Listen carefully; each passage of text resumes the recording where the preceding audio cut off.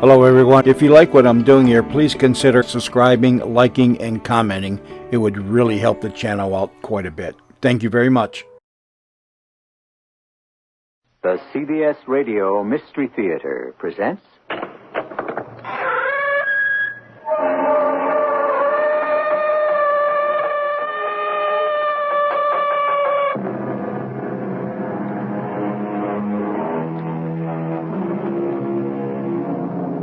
Come in.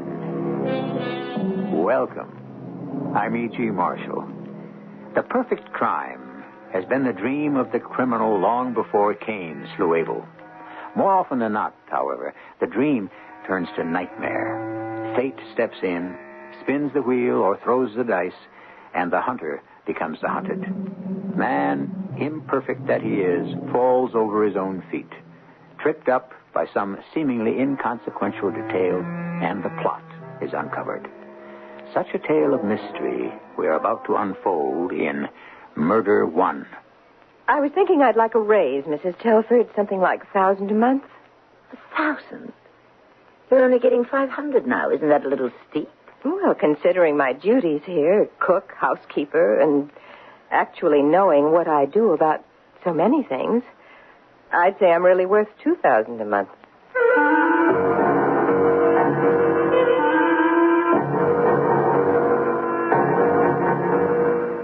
Our mystery drama, Murder One, was written especially for the Mystery Theater by G. Frederick Lewis and stars Tammy Grimes. It is sponsored in part by Buick Motor Division. I'll be back shortly with Act One.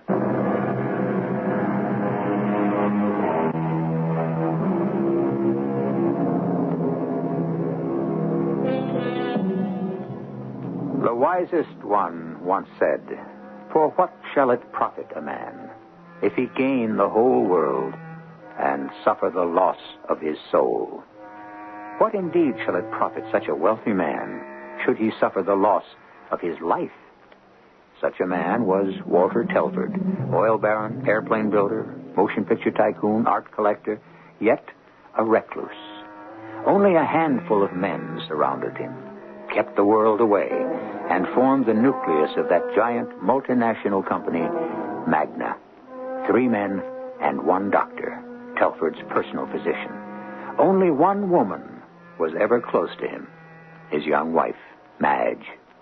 This is her story. When I woke up this morning, for the first time in 12 years, I felt lighthearted. Free. Because I was free. Walter was no more. The years of having to put up with this strange, unloving man were over. He had attracted me at first, but it soon wore off. His position, his power, his money. Now he's gone. His ashes lie at the crematorium. Soon I would have to pick them up and have them placed in his private jet, the Murder One, flown over his oil fields and scattered, just as Walter had instructed. Come in. What is it, Harriet? This big photograph of Mr. Telford flying his first airplane. I wondered if you'd like it in here. Oh, that terrible picture. It looks like a giraffe. I suppose so. I thought you'd like to be reminded of the good old days. Harriet, there were never any good old days. They may have been old, but they weren't that good. Not until Mr. Telford came round to the stage door entrance. No, I enjoyed my acting career, I suppose. But I don't have to tell you, Harriet. You were my dresser and maid for how long was it? 5 years? 7. Until you married him. Yes, I gave up a lot. But you took to life among the wealthy like a duck to water. You just went right along from dresser to household cook. You didn't give up a thing, dear, and you know it. You weren't such a hot actress. The best part you ever played was wife to Walter Telford. In fact, as an actress, you were terrible, and the critics said so. How dare you speak to me like that? I've a good mind to fire you. I don't think you will, dear. I know too much. Like what? Oh, perhaps that long trip to Africa wasn't good for Mr. Telford. He enjoyed every minute. His last happiness on earth, as it turned out. But then he took sick, and we had a terrible time getting out. Try asking a Stone Age bushman which way is the nearest airport. So you nursed him all by yourself. I did what I could. We had some drugs along, just painkillers. But that jungle fever got to him, and he didn't have the resistance. Well, there aren't many young wives married to old fellows who would have done as well by him as you. Harriet! Well, he was old. Can't deny that. I think you'd better get back to the kitchen. You forget yourself. Do I? There are an awful lot of things I just can't seem to forget. The days passed. Walter's business associates were most kind. Jack called several times assuring me they wanted me on the board of directors of Magna. Not just because I was Walter's wife, a widow, but because they felt a younger voice in the corporation was needed. Not that I was looking forward to becoming a businesswoman, for aside from being a wife, all I knew was the theater. But I felt in Walter's memory I should. I wondered if I ought to give up this big house in Beverly Hills, the 2 maids, the gardener and chauffeur, and the Harriet. But it would be hard for me to leave. Do you have a minute, Madge? Madge? Since when are you being so familiar? And I notice you don't knock anymore, just barge in. I thought we were back to the old days, just the 2 of us. After all, dear, we've been through an awful lot together. All right, if it pleases you. But not in front of the others. What do you want? I was thinking I'd like a raise, seeing as how you'll be needing me more and more. What do you mean? Well, there may be special errands you'd like me to do, confidentially. Like what? Getting prescriptions filled at the drugstore. Getting stuff to get rid of the rats. You know. How much do you get now? $500 a month. I see. How about $650? I was thinking something like $1,000. $1,000 a month? Well, considering I'm really the housekeeper now, I'll go on cooking, of course. Isn't that a little steep, Harriet? Actually, knowing what I do about so many things around here, there'd be some people who'd say I was really worth $2,000. Well, I'll have to think it over. It seems like a great deal of money to me. You'll be inheriting a great deal, and you'd like to keep it. Think that over, too. I don't like your insinuations. I don't like your threats, and you'd better watch out, Harriet. Don't drive me too far. As I said before, you're a very unconvincing actress. I was boiling mad. If she suspected something was strange about Walter's death, the doctors didn't. Dear Arthur Carter, who's crazy about me, and his 4 old colleagues, they'd agreed Walter had picked up something in Africa which caused it. So I was a lousy actress, was I? Well, we would see. Yes, Miss Harriet, I'll make you eat your words. Yes? Is this the Telford residence? Yes, it is. What can I do for you? I'm Sister Teresa of the African Hospital. May I come in? Of course. Certainly, sister. You must be Harriet. They've told me so much of you. Yes, I am. What a beautiful room. Fantastique. Is that Mrs. Telford, that portrait over the fireplace? Yes, it is. I thought I recognized her. May I sit down? Would you like me to call her and announce you? In a moment. Let me catch my breathing first. It is good luck that I'm here. When I saw Mr. and Mrs. Telford last, I had no idea it should be so soon. It is, in fact, extraordinary I should come at all. You come from Africa. Mr. Telford, when he was taken ill, he was brought to our little hospital in Ganama.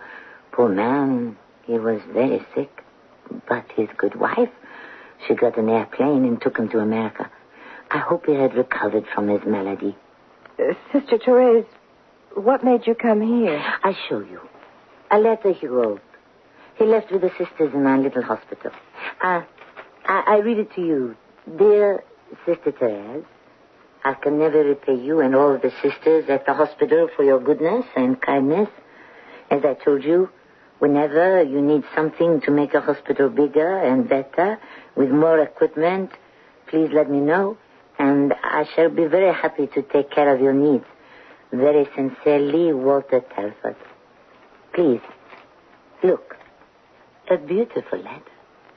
Oh, yes. I recognize the handwriting. Of course. So, how did I get here? There was a world meeting of our order in Vancouver, and I went, and from Vancouver to California is not so far. So, please, I would like to see him now, Mr. Telford. Please tell him Sister Teresa from Ganama is here. I wish I could do that, Sister, but I'm afraid Mr. Telford passed away a week ago. Oh, mon Dieu. I'm too late. I'm afraid so. All this distance for nothing. If you could have seen what a brave fight he put up against the fever. So many of the native Africans catch it every year. It's terrible. But it is not always fatal. Not always? 90%, yes, it is fatal. But the younger 10%, they have a chance to come out of it and live. Mr. Telford was not exactly a young man. What is this disease, fever? A parasite. In Africa, these parasites kill people every day. Well, perhaps before I go, I should see Mrs. Telford. I liked her very much. She was devoted to Mr. Telford. Devoted. By all means, Sister. I'm sure Mrs. Telford would be happy to see you. Although, on second thought, perhaps not. This must be sad days for her. And for me to come at this time and ask for money, not the right time. No. Just as you wish. But I shall certainly tell her you were here. Thank you very much. I shall write to her. Did you come by car, Sister, or should I call you a taxi? Oh, my no. I walk from the railroad. That one gets used to very soon in Africa, walking. It is 4 kilometers from the train station at Ganama to our hospital. Au revoir, Miss Harriet. Goodbye. I shall remember you in my prayers. Merci.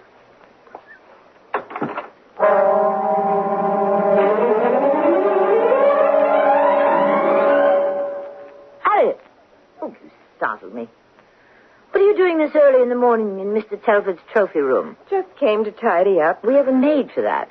2, in fact. Oh, I meant to tell you about that. I thought their work was getting very sloppy, so I've let them go. Without asking me? Well, since I am the housekeeper now, it's my responsibility. I thought you'd be leaving those decisions to me. Now, I have 2 young nieces who are very hard workers. I thought I might ask them. Harriet, I don't like that. Not being consulted. And I'll tell you what else I don't like. There are too many spices in the food. I don't like it that way, and I never have, and you know it. Mr. Telford always did. Well, I'm not. When are you getting these girls? Whenever I can. I have to write to them. They live in Cleveland.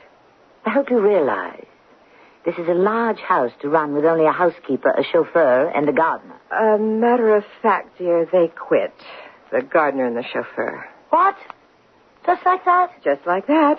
We had a little talk yesterday. I told them what would be expected now that I'm in charge, and this morning they just up and left. Oh, that's unbelievable. Yes, it is strange, isn't it? So, for a little while, it'll be just you and me, dear. The 2 of us. In this house. Together. Alone.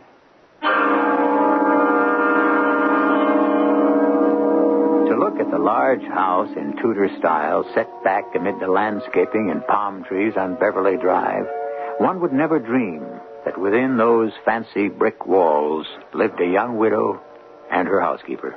Also, that fear lived at that address. The only terror Madge had known up to now was stage fright. But this was not theater or make-believe. This was real. How real? We shall find out when I return with Act 2.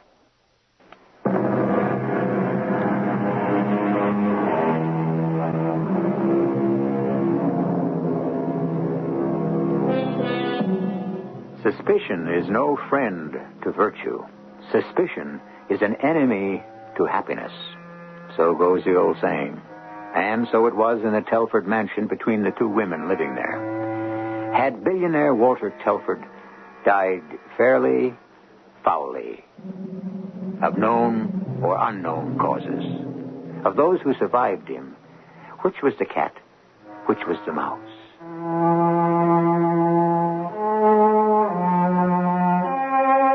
I would lie in bed night after night, hoping sleep would come, but it didn't. Monday, Tuesday, Wednesday, in a dreaded pattern. I'd get up, wander about the house at night, and end up in Walter's study, straightening the books, the model aeroplanes of the real ones he built, the model oil derricks, miniature sets of the movies he'd made, symbols of all his enterprises. This night, I was particularly keyed up. I had to talk to someone. Arthur was the only one I could think of. Dr. Cutter here. Arthur? Yeah, you, Madge? Yes. Do you know what time it is? I couldn't help it. Something's going on here. Well, what is it? It's Harriet. Huh? She's at me in this most peculiar fashion. It's hard to explain. As though I personally had a hand in Walter's death. I see. But what does she say? Well, for one thing, she wants more money. Much more. So don't give it to her. There are other cooks, you know. It's not that simple. What can I do? Arthur, you're the only man I can turn to. Yes, well, leave it to me, Madge. You mean... I said leave it to me. Now hang up and come to see me tomorrow at 4 in the office. Hello, John. Last night I had a call from Mrs. Telford. It seems their cook, Harriet, has been making demands implying she knows something, and I just wanted to be sure where the boys stood. There was absolutely nothing strange about how Walter died, a clear, definable case. She is imagining that her cook is an enemy. Absolutely not. So far as there being any possibility of foul play, forget it. Walter Telford died of natural diseased causes. I'll stake my reputation on it.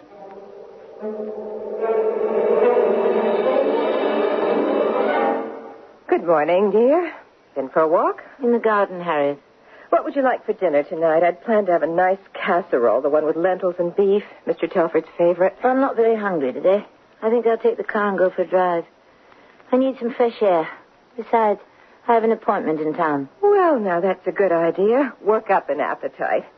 Oh, a message came for you while you were in the garden. Would you please call the Heavenly Rest Crematorium? This is the number they gave me. Thank you, Harriet. Are you all right? You seem a little down. I'm fine. Well, I have lots to do. Don't forget to call. Have a nice drive.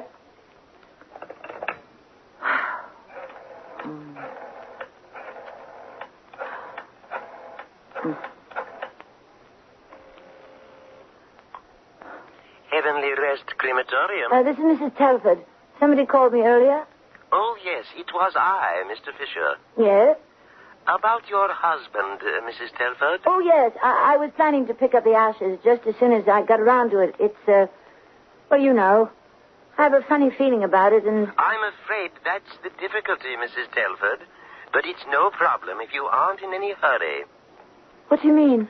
I regret to say there's been a strike, and so we haven't been able to, process Mr. Telford yet. But everything will be in order in a few days. However, I thought I should let you know. Yes. Yes, I understand. A few days, a week at the most, and everything will be in order, I can assure you. A few days? A week at the most? Walter was still not... What if someone should want an autopsy? What would I say? Jack or Fred or the other Magnum board member? Of course, Arthur would stop them. He signed the death certificate, his word. Besides, who could do that without my permission? Unless there was some suspicion of... It was narrowing down to Harriet and me. I had to act. Now, first thing, to discredit whatever she might say. I called Arthur's office and said I was too sick to keep my appointment at 4. I started eating nothing but toast. A few potatoes for dinner. I began to take a few grains of arsenic at a time. I had to make it believable she was the prisoner, and I was the next intended victim.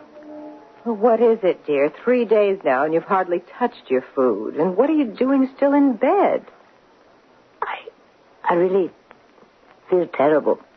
What's gotten into you? I don't know. I could be, who knows? Emotional shock of suddenly losing my husband. Oh, you expect me to believe that? I don't care what you believe. You've been taking a great many liberties lately, Harriet, and it aggravates me. Oh, I have I? It's perfectly true that at one time we were close. And if it hadn't been for my regard for you, I wouldn't be paying you the exorbitant wages you're getting. I've decided I want more. Don't interrupt me. When I married Walter, you were so grateful to get out of the theatrical rat race, you fell all over yourself. You were so happy I arranged for you to take over our kitchen. And you did fine. I'm not saying you didn't. But since we came back from Africa, since the tragedy, I don't understand your behavior at all. And what I'm saying, Harriet, is cut it out. I don't like it. I'm not going to stand for any attempted blackmail. Should I applaud now? Not a very good scene, dear. You didn't play it very convincingly. You're bluffing, and old Harriet isn't being taken in one bit. Oh! Get me the Dr. Carter for me. Oh!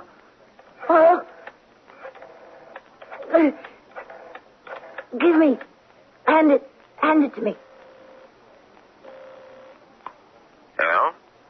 This is... Hello? Hello? Harriet, tell him I'm in great pain. Hello? Have him come over here. Hello? Hello, Doctor. Yes? It's Mrs. Telford. She says she's not feeling well. I'm in terrible pain. She says she's in bad pain. Well, where is she in pain, Harriet? He wants to know where. Where? Do I have to talk to him myself? Tell her I'm on my way to the hospital, and take it easy. I'll stop by. All right, Doctor, I'll tell her. Thank you. He says he'll stop by on his way to the hospital and to take it easy. Of course, if I were the doctor, that is not what I would say. Oh, no? What would that be? I'd say, Madge, dear, what an act. Yeah, but what is it, Arthur? I can't begin to describe it. I felt like death. There's nothing wrong with you, Madge. Nothing at all. Probably picked up some intestinal bug.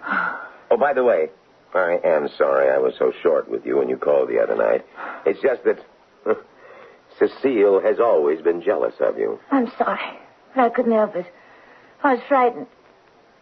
Why do I have this awful wrenching inside me now? I'm sorry. No, it's not your fault. But Cecile has made me promise to shut off the telephone after midnight, so the service will pick up, and that's that. Is that you outside the door, Harriet? She's spying on me every minute. Harriet, will you please come in? You called? If you are listening outside the door, don't.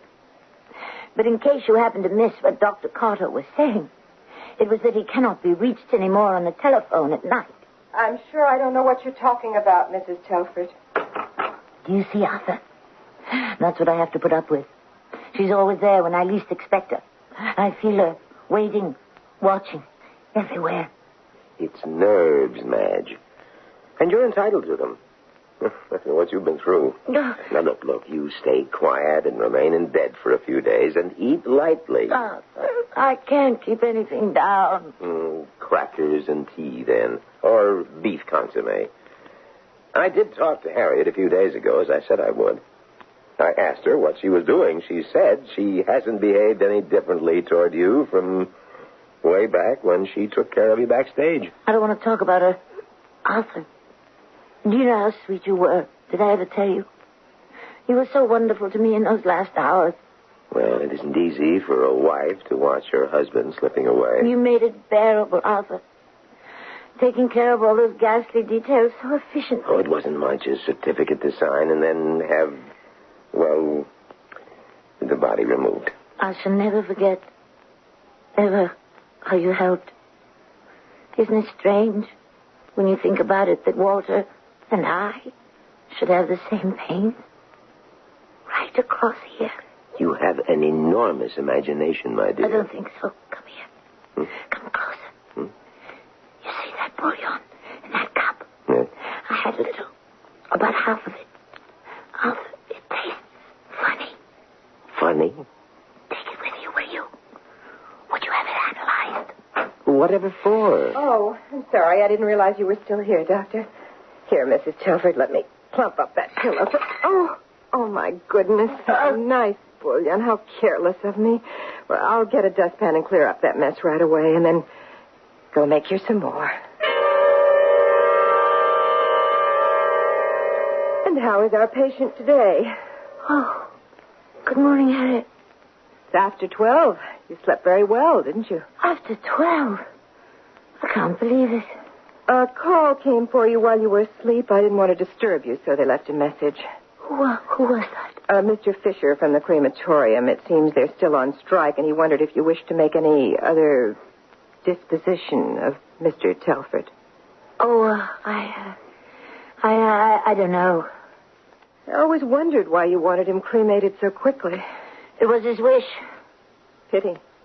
Doesn't look as though he's going to get his wish. Oh, did I ever tell you I had a very interesting visit last week from a Sister Therese of the African Hospital, I think she said. Sister Teresa here? In Beverly Hills? She was very concerned about Mr. Telford. She took care of him out there. They said he'd contracted a kind of jungle disease. We know that, Harriet. It occurred to me now that Mr. Telford's body is still, how should I say, intact. Perhaps you'd be doing science a great favor to let it be examined. Think how much they could learn from what he had. Since when are you so interested in medical science? Well, I have a brother in San Francisco who's a medical research doctor. He'd be fascinated to find out something about jungle diseases. I was thinking I might drive up and bring him down. I absolutely forbid it. Well, now, aren't you being selfish? Just supposing if Mr. Telford were examined, not by Dr. Cotter and the old fogies he brought in, the cause of his death turned out to be something different. Maybe not a jungle disease. Now do you see why I'm worth even more than I'm getting now? I've got all these good ideas. Harriet, will you please leave the room? I'm in no state to argue with you. My hands are perspiring. My feet are icy. I just want to be let alone. I'm only saying if. If ifs and ands were pots and pans, there'd be no need of tinkers. Oh, that's from St. Joan, isn't it? I remember you saying those lines when you played the part. You weren't at all bad. Didn't you do it with a French accent? I did mention to you, didn't I, a Sister Therese with a French accent came by and tried to tell me Mr. Telford died of this African disease? Something very familiar about her.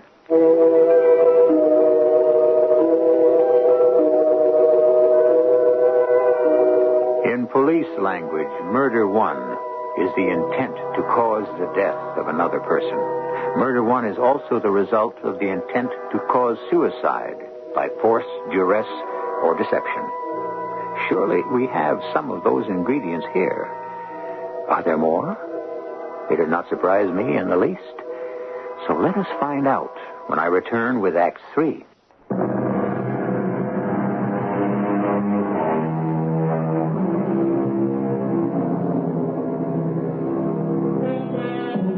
Once upon a time, there was a billionaire whose empire ranged from oil fields to art museums. He was Walter Telford. He was a difficult man to work for, demanding complete loyalty.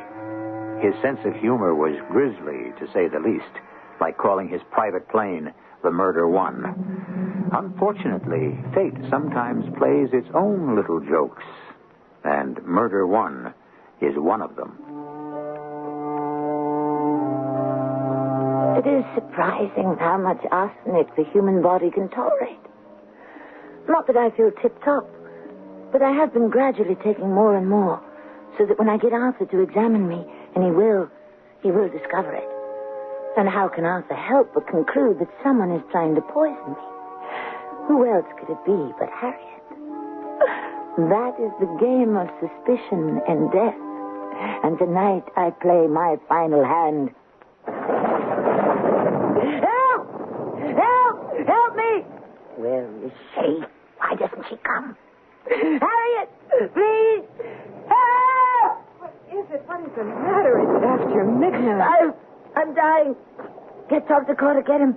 Oh, all right, I'll call him. Where is the telephone? That's no use. You heard him yourself. He shuts the phone off at night. Go to his house. Harriet, you know where he lives. Take your car and go right away. Now, in this weather? Harriet, if I die, you won't get anything. Not one penny. It all goes to the Magna Corporation, all of it. Understand? I don't know what you're talking about. All right, I'll go. I only hope you're as sick as you make out. You better hope I'm not. Now, where did I put it? Why do I keep forgetting things?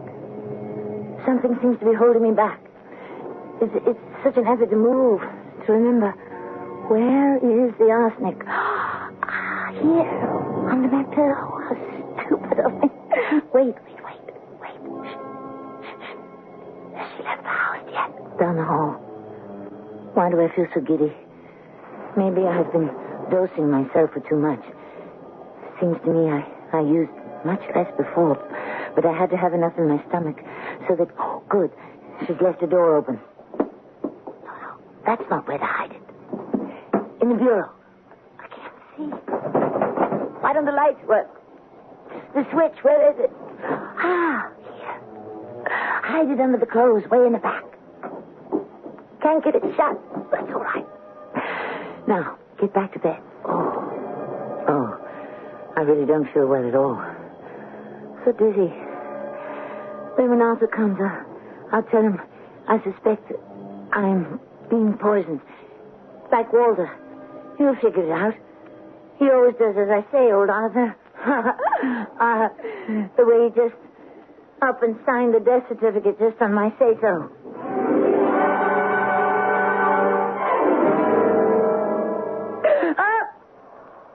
What is it? Oh, I must have been asleep. What time is it? Bedside clock. 2 o'clock. Where is she? Harriet! She's not here. How could it take 2 hours? Arthur would have come back with her right away. Maybe she was in an accident. That could be an accident. Oh, I feel so woozy. The phone, where is it? I can hardly see. Yes. Hello. Mrs. Telford? This is Mrs. Telford. Yes. Mrs. Telford, this is Mr. Fisher? Yes, what? Well, I'm sorry to call you so late, but I just got back from San Francisco at a medical research meeting. And I went round locking up, and I couldn't find Mr. Telford's body. Oh. You didn't have it removed by any chance, did you? It's nowhere on the premises. Mr. Telford's body has disappeared. No.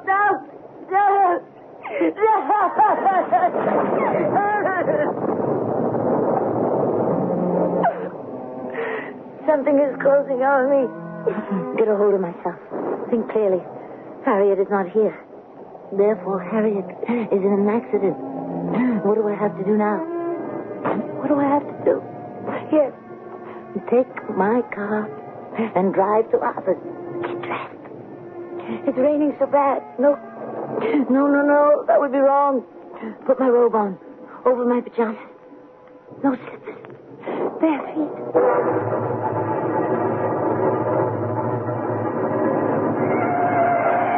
I can hardly see the road.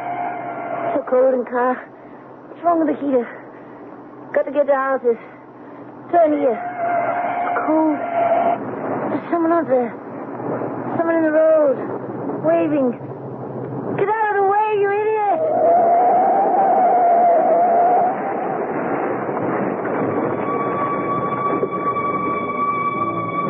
I'm alive. It hurts. Everywhere. What's that over there? Something moving. Help me, please. Over here. Help me. Harriet, is that you? Who are you? I can't see. Someone bending over me. Ah! Oh! Walter! Walter! Is it you? Walter!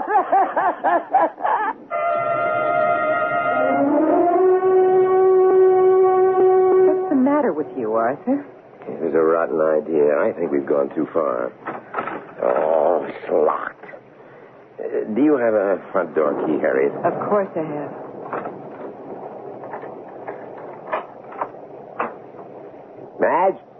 Madge, it's me, Arthur. I'll go upstairs. You check all the rooms down here. We've got to find her. She's not in her bedroom. Not downstairs either. Did you look in your room? My room? Why would she be in there? Will you do as I say? Go look. All right. Stupid. Oh, because I thought Madge had made a fool of me, getting me to sign that death certificate without a... I had a feeling something was wrong with my diagnosis of Walter's death. But I never thought it could be poison. Well, she's not there. But my room is a shambles. Clothes all over the place, drawers pulled out like a cyclone hit it. And look, I want you to see what I found. Right. This powder. It's not mine. I swear it. Good Lord. What'll we do? Where is she? I'm responsible. I am responsible. Check the garage, will you, Harriet? See if her car is there. It isn't. I remember now seeing the garage was empty as we drove up. What are you doing? Calling the cops. Hello, police. This is Dr. Cotter. One of my patients may be driving around the Hollywood Hills. Yes, she's in no condition to drive. I want you to search Beverly Glen, Coldwater, that whole area. It's Mrs. Walter Telford. Yes, that Mrs. Walter Telford. I'd say she left here about an hour ago, and I'm afraid she isn't competent to drive. No, I don't know. Wait a minute, hold on. Why would she have gone out tonight? Oh, of course. She was going to my place. She was here waiting, and I called her pretending to be Fisher. I didn't show up here. Sergeant, send your men first along Mulholland Drive. Yep. Call me. I'll wait here. The number's 555-8601. As soon as you find out anything. Thank you. It's gone too far, Harriet. Too far.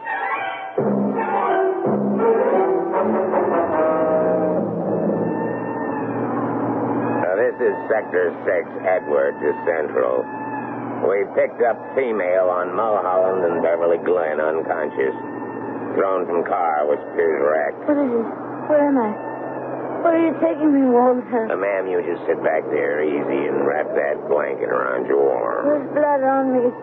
You on, Walter? No, ma'am, I'm Patrolman Burns. You keep quiet now, and we'll have you in the hospital in no time. My name is Madge Telford. Is that Mrs. Walter Telford? Miss Walter Telford. 6 Edward to Central. Female has regained consciousness and identifies herself as Mrs. Walter Telford. Arsenic. She was poisoning me like she did Walter. In his food. Spicy food. What time is it? A little after 7, Mrs. Telford. 7? Yeah. In the morning? Yes, ma'am, in the morning. I've been out there all night.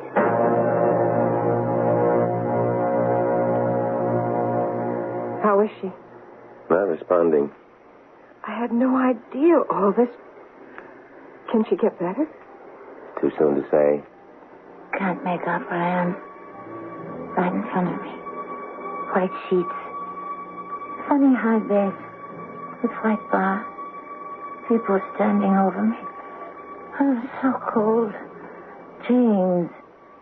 Heavy, heavy chains across my chest. Sleeping now. So tired. Go to sleep now. I don't know if she can pull out of this. She's lost a great deal of blood. But you know what she did. She killed... I'm still a doctor. A lifetime of money as a member of Magnet doesn't... It can't stop my being a doctor. She brought it all on herself. I was out of my head to have listened to you. I only wanted to frighten her because she'd made such a fool of me. You were more convincing as Mr. Fisher than she was as Sister What's-Her-Name. I can tell you that. That's funny. There's Harriet. She won't have anything now. And there's Arthur. He won't either. They'll find out. I can see them performing the autopsy, finding all that arsenic in me. No one will believe I could have done it to myself. Do you mean to tell me, Dr. Cotter, you didn't know arsenic poisoning? Murder one, that's the charge. All I'm sorry about is I won't be around to have the last.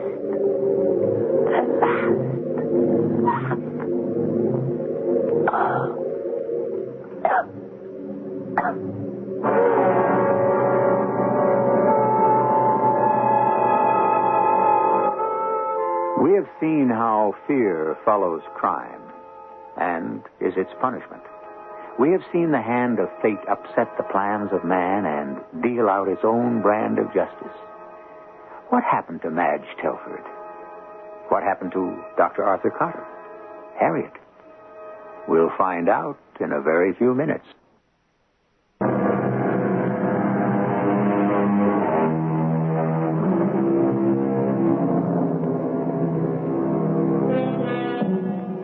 One hour after having been admitted to the hospital, Madge Telford died, like her husband, from a combination of death-dealing blows, from arsenic poisoning to a crushed body, even a destroyed mind.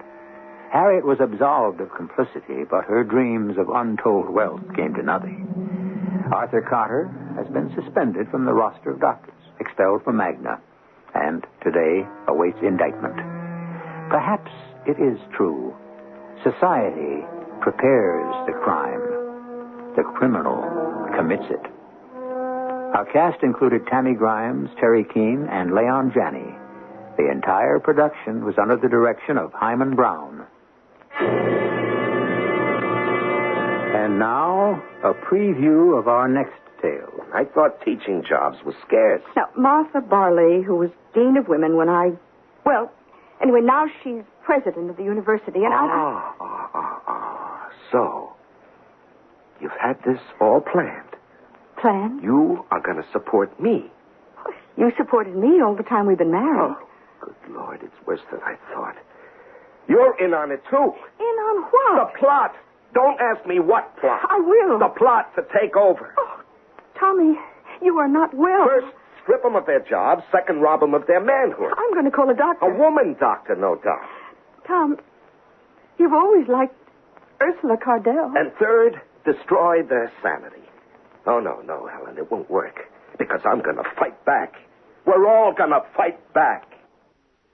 This is E.G. Marshall inviting you to return to our Mystery Theater for another adventure in the macabre. Until next time, pleasant dreams.